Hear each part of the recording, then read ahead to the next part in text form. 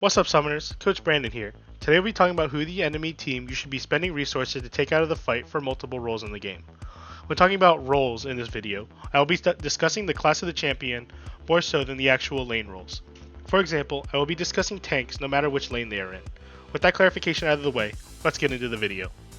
To warm up, you should look to practice using your abilities on dummies in the practice range and make sure you understand what your abilities do and what role your champion falls into.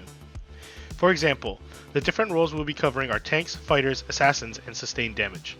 Examples of tanks are champs like Ornn, fighters include Jax, and assassins include Zed, as a traditional assassin, and champs like Syndra are put into this category for this video, as burst mages essentially provide the same concept as assassins for the purpose of this video. Finally, sustained damage champs include every ADC and other characters that deal consistent damage over long periods of time, like Graves, Viego, and Twisted Fate. Tanks provide the most crowd control and damage absorption on your team. For this reason, you want to focus either one of two things: the enemy carries, or hitting as many champions with your big CC abilities as possible. The ways to tell which situation you want to focus on is easy. If the enemy team has one Fed member that is single-handedly keeping the other team in the game, then you should focus all your resources on taking out that specific champ. However, if the game state's a little more even, you should look to combo your big CC abilities with your team and hit as many of the enemies as you can to deal tons of damage to the enemy champs. Big ults can single-handedly win fights, and these are the main two things you should be focusing on in fights with tanks. Fighters are like tanks, but you trade some tanking and CC for damage.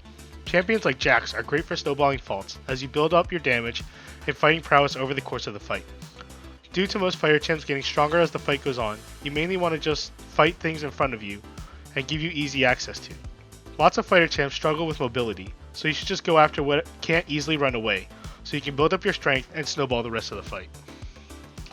Damage dealers have several different goals for who they're to be targeting in fights, and a lot of it comes down to how fed you are as a carry. Let's start with assassins. Assassins should focus their resources on taking out the squishiest enemy champ pretty much no matter what. Whether this be the enemy ADC or an enchanter support, your job is to find an angle and take out an important piece of the enemy comp.